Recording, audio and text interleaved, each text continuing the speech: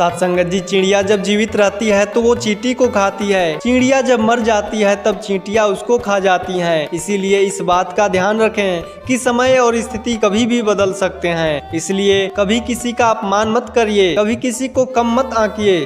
तुम शक्तिशाली हो सकते हो पर समय तुमसे भी शक्तिशाली है। एक पेड़ से लाखों माचिस की तिलियां बनाई जा सकती हैं, पर एक माचिस की तिल्ली लाखों पेड़ भी जला सकते हैं। कोई चाहे कितना भी महान क्यों ना हो जाए, पर कुदरत कभी भी किसी को महान बनने का मौका नहीं देती। कंठ दिया कोयल को तो रूप छीन लिया, रूप दिया मोर को तो इच्छा छीन लिया, दी इच्छा इंसान को तो संतोष छीन लिया, दिया संतोष संत को तो संसार छीन लिया, दिया संसार चलाने को देवी देवताओं को, उनसे भी मोक्ष छीन लिया। मत करना कभी गुरूर अपने आप पर है इंसान। भगवान ने तेरे और मेरे जैसे कितने को मिट्टी से बना के मिट्टी में मिला दिया। अगर आप कभी वृद्धाश्रम जाएं, वहाँ पर मौजूद वृद्धों से पूछें कि आपके बेटे क्या करते हैं, तो जवाब मिलेगा कि मेरा बेटा ऑफिसर है, डॉक्टर है, मेरा बेटा वकील है, इंजीनियर है, मजिस्ट्रेट है, टीचर है। पर एक भी वृद्ध आपको नहीं मिलेगा जो कहेगा कि मेरा बेटा अनपढ़ है या गरीब है, क्योंकि अनपढ़ या गरीब के माँ बाप कभी वृद्ध आश्रम तक पहुँचते ही नहीं है। साथ संगत जी, यही आधुनिक युग का सत्य है।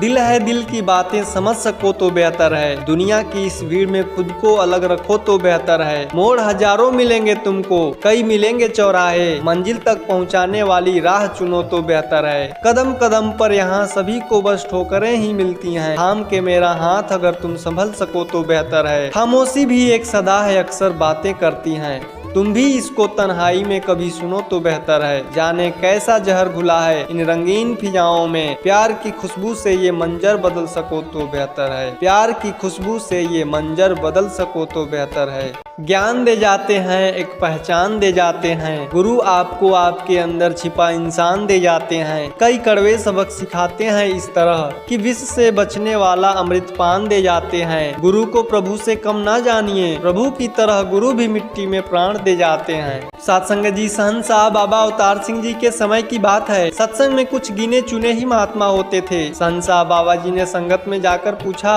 बताओ मैंने तुम्हें क्या दिया। संतों ने अपने अपने शब्दों में कहा कि आपने हमें परमात्मा को दिखा दिया, आपने हमें निरंकार के दर्शन करा दिए। साथ संगत जी, सहनशाह जी ने कहा कि बताओ कहाँ है परमात्मा, कहाँ है निरंकार। एक संत तख्तमल जी हुआ करते थे। उन्होंने सहनशाह जी की ओर इशारा करते हुए कहा, ये है निरंकार। साथ संगत जी, सहनशाह जी कहने लगे कि तूने क्या सीखा, मैं ता निरंकार के साथ जोड़िया और तू मेरे नाल जुड़ गया। एक दिन ता मैनू रड़ा नहीं, फिर तू भी रुल जाना सी। साथ संगत जी, कहने का भाव था कि निरंकार प्रभु ने सदगुरु के साकार रूप में आकर हमें एहसास निरंकार का ही कराया। बाबा हरदेव सिंह जी ने भी हमेशा निरंकार का एहसास कराते हुए इस लड़ी को आगे बढ़ाया। निराकार के खेल हमारी सोच से परे है। बाबा जी ने जो हमें राह दिखाई उस पर चलना आ जाए, निराकार का एहसास हमेशा बना रहे। साथ संगत जी, एक बार बाबा जी के चरणों में नमस्कार हो रही थी। एक महात्मा ने बाबा जी से अरदास की कि बाबा जी, घर में हर वक्त कलेश रहता है, आशीर्वाद दो, घर से कलेश दूर हो जाए। साथ संगत जी, बाबा जी ने कहा, सत्संग किया करो, दातार सब ठीक कर देगा। एक और महात्मा ने बाबा जी से अरदास की, बाबा जी, हर वक्त घर में सभी दुखी रहते हैं, आशीर्वाद दो, घर में सभी सुखी हो जाएं। साथ संगत जी, बाबा जी ने कहा, सत्संग किया करो, दातार सब ठीक करेगा। फिर एक महात्मा ने बाबा जी से अरदास की, बाबा जी, घर में बरकत नहीं होती है, आशीर्वाद दो, घर से दरिद्रता दूर हो जाए। साथ संगत जी, फिर वही बात बाबा जी ने कहा, सत्संग किया करो, दातार सब ठीक करेगा। वहीं पास खड़े महात्मा ने सब सुना। उन्होंने बाद में बाबा जी से पूछा, बाबा जी, 3 महापुरुषों ने आपसे दुख, दरिद्रता और कलेश दूर करने के लिए आपसे आशीर्वाद मांगा, तो आपने उनसे एक ही बात कही कि सत्संग किया करो। ये कैसे? तीनों का एक ही इलाज कैसे हो सकता है? तब बाबा जी ने प्यार से उत्तर दिया कि सत्संग कल्प वृक्ष होता है। सत्संग में आने से हमें तन मन धन तीनों के सुख प्राप्त होते हैं और हमारे घरों से ये सब बीमारियां दूर हो जाती हैं। साथ संगत जी, हम भी दातार से यही अरदास करें कि हमेशा अपने चरणों से लगाए रखें और सेवा सिमरन सत्संग से जोड़े रखें, क्योंकि किसी ने कहा भी है कि मशहूर होना पर कभी मगरूर मत होना, मिल जाएगी सारी कायनात यहीं पर।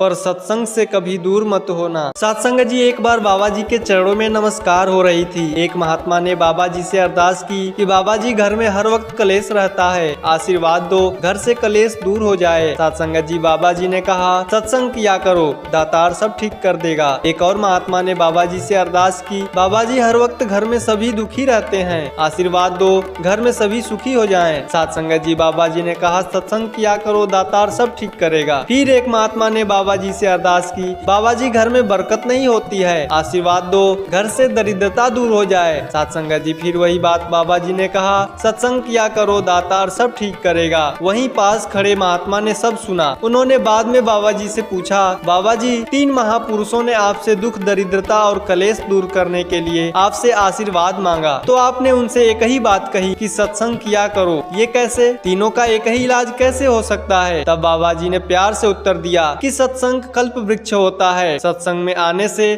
आने से हमें तन मन धन तीनों के सुख प्राप्त होते हैं और हमारे घरों से ये सब बीमारियां दूर हो जाती हैं। सत्संग जी, हम भी दातार से यही अरदास करें कि हमेशा अपने चरणों से लगाए रखें और सेवा सिमरन सत्संग से जोड़े रखें, क्योंकि कहा भी है किसी ने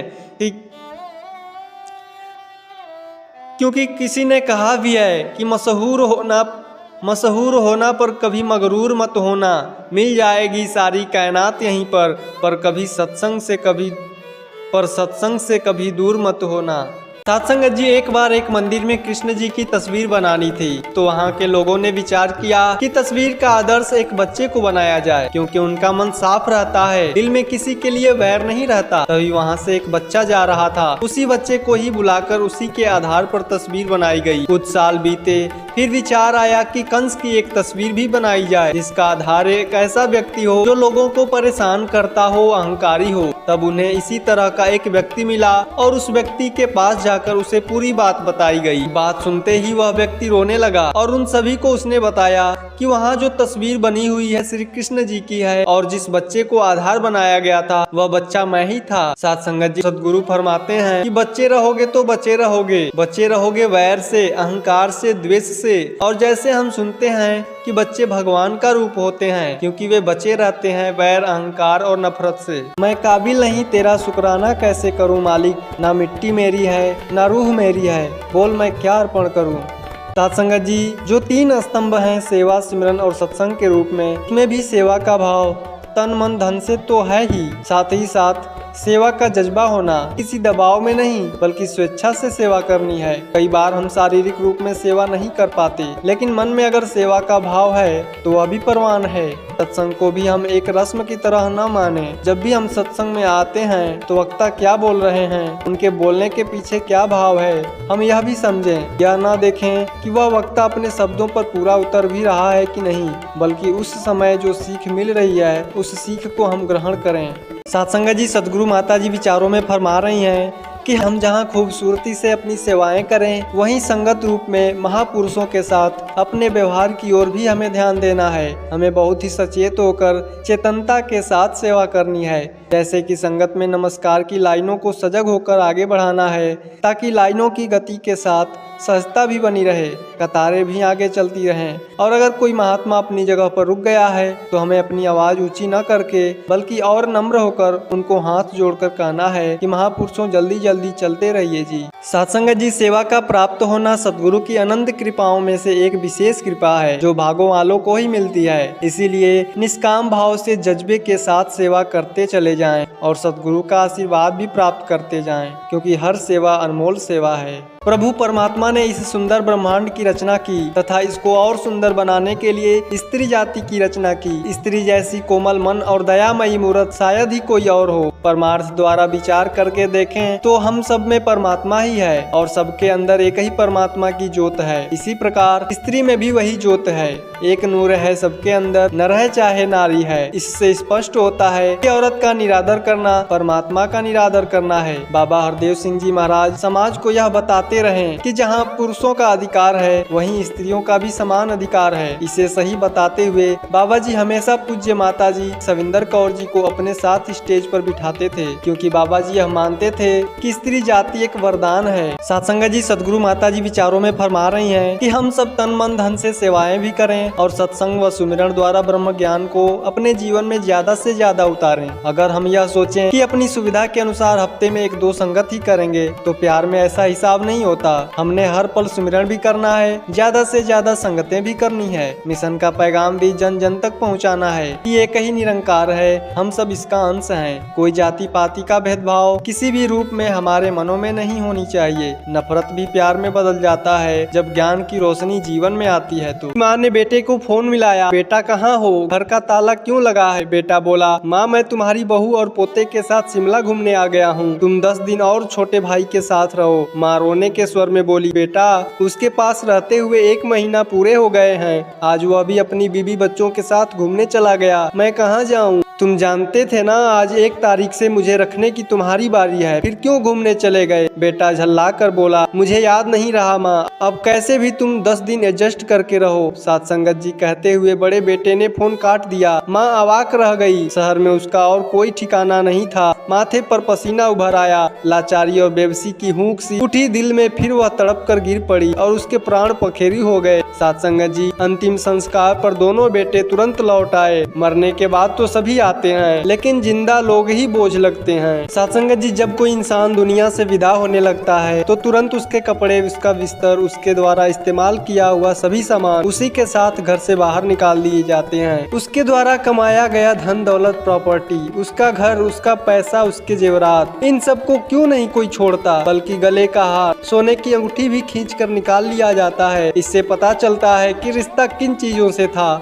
लेकिन आपके द्वारा कमाया हुआ पुण्य, परोपकार, आपका नाम, इसे कोई नहीं छीन सकता। इसीलिए थोड़ा पुण्य भी कमाइए। सत्संग जी रामायण के 2 पात्र, एक विभीषण और एक कैकेयी थे। विभीषण रावण के राज में रहता था, फिर भी नहीं बिगड़ा, लेकिन कैकेयी राम के राज में रहती थी, फिर भी नहीं सुधरी। सत्संग जी कहने का भाव है कि सुधरना और बिगड़ना केवल मनुष्य के सोच और स्वभाव पर निर्भर करता है। सत्संग जी किसी को गंदगी में पड़ा हुआ सोना भी मिल जाए तो वह गंदगी की परवाह न करके सोना निकाल लेता है, क्योंकि उसे केवल उस सोने से ही मतलब होता है। इसी प्रकार महापुरुष केवल गुणों से ही मतलब रखते हैं, वे अवगुणों को छोड़ देते हैं और गुण को ग्रहण कर लेते हैं। हम भी हमेशा गुणों के ग्राहक बने, सब में गुण ही देखें, हमारा ध्यान दूसरों की अच्छाइयों की ओर जाए, क्योंकि गुणों का ग्राहक बनने से ही प्रभु की कृपा होती है और हमारा जीवन भी सुखी होता है। प्रेम जहाँ है वहाँ प्रभु है, प्रेम प्रभु को भाता है, इस दुनिया में हरि को साधो, प्रेमी जन ही भाता है। साथ संगत जी भक्तों महापुरुषों के हृदय में हमेशा प्रेम ही प्रेम होता है। ये प्रेम निरंकार प्रभु के साथ नाता जुड़ने से ही हृदय में प्रवेश करता है और हृदय में प्रेम का बहाव बहता रहता है।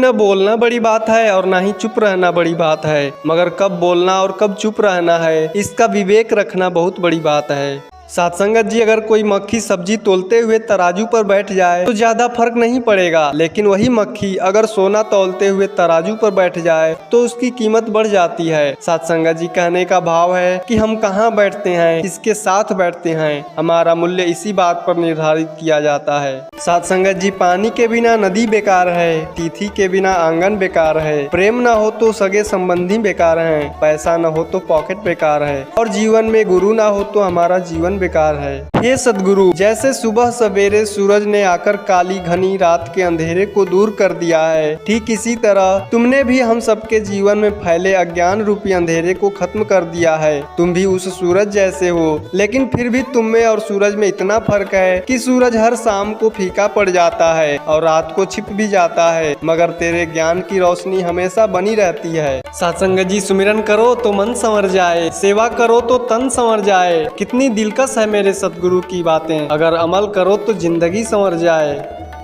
सत्संग जी सदगुरु माता जी विचारों में कहती हैं कि हम सबका फर्ज है कि हम ज्ञान की रोशनी को लेकर एक जले हुए चिराग की तरह इस विरासत को आगे से आगे बढ़ा पाएं। मिशन का यह संदेश हमें और दूर तक पहुंचाना है। हमें ज्ञान को अपने कर्मों में ढालना है, नहीं तो जिस ज्ञान के होने का हम दावा करते हैं वो चिराग तले अंधेरे वाली बात हो जाएगी। अगर हमें लगे कि हमारा अपने ज्ञान का चिराग बुझ रहा है तो आसपास बैठे जलते हुए चिरागों की रोशनी से हम अपने आप को फिर से प्रकाशित कर लें। सत्संग जी एक लोटा जल और मन में हजारों छल, तो कैसे होगा हर समस्या का हल। जो बोओगे वही तो पाओगे फल, भले ही रोज कितना भी चढ़ाओ जल।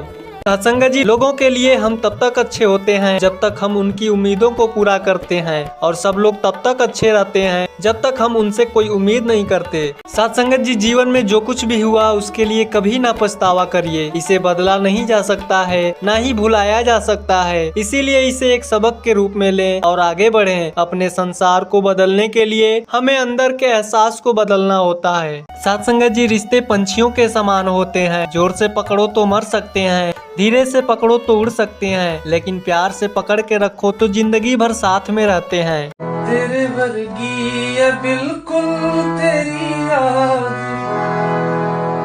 आपे अर्जा करे आपे इरशाद भी, मैं तक लिया भी तेरे नाल गल्लां करा, तू मोहब्बतां सिखाई। सत्संगत जी, रिश्ते अंकुरित होते हैं प्रेम से, जिंदा रहते हैं संवाद से, मुरझा जाते हैं गलत फहमियों से, और बिखर जाते हैं अहंकार से, तथा मर जाते हैं मौन युद्ध से।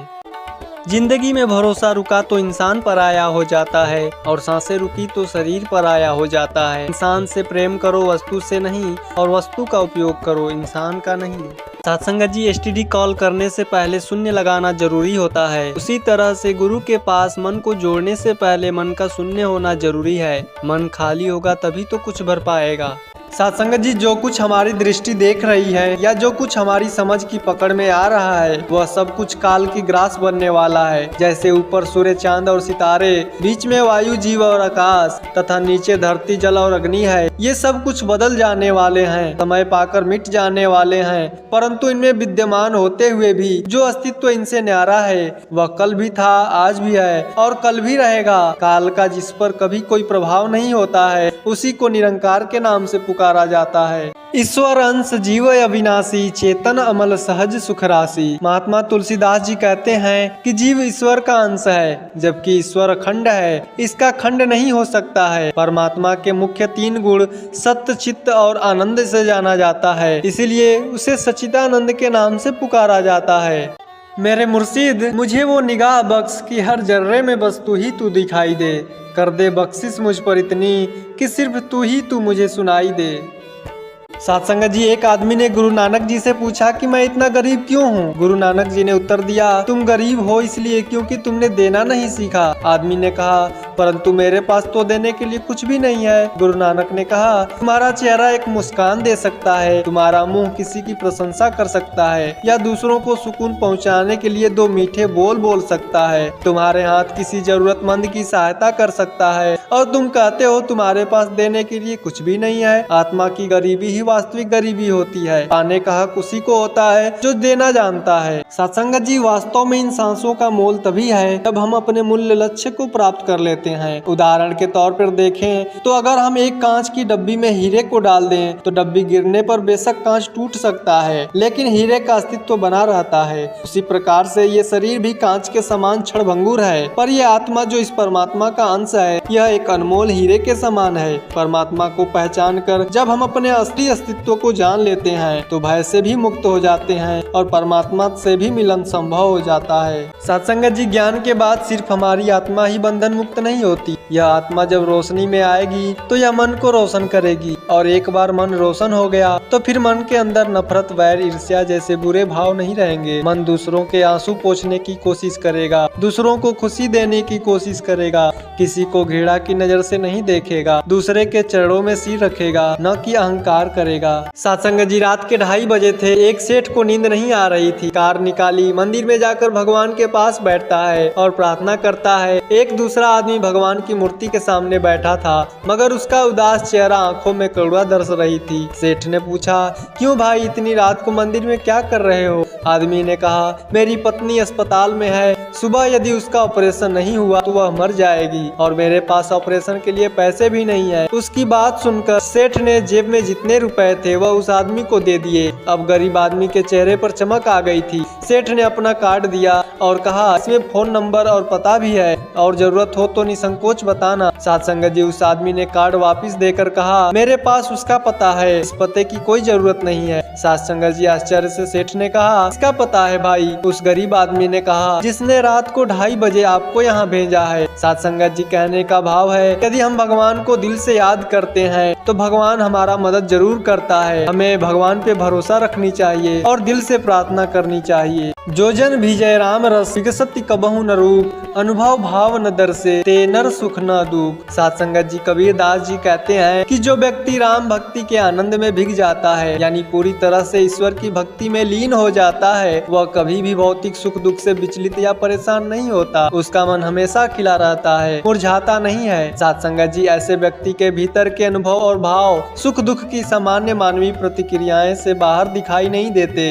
वह आंतरिक रूप से शांत और स्थिर रहता है। ऐसे व्यक्ति के लिए न तो कोई भौतिक सुख मायने रखता है और न ही कोई भौतिक दुख। वह इन द्वंद्वों से ऊपर उठ जाता है क्योंकि उसे आंतरिक आध्यात्मिक आनंद की प्राप्ति हो चुकी होती है। कहने का भाव यह है कि जो व्यक्ति ईश्वर की भक्ति में पूरी तरह से डूब जाता है, वह सांसारिक सुख दुख के प्रभाव से मुक्त हो जाता है। साथ संगत जी उसे न तो सुख में अत्यधिक प्रसन्नता होती है और न ही दुख में अत्यधिक पीड़ा होती है, क्योंकि वह एक आंतरिक शाश्वत आनंद की अवस्था में स्थित होता है।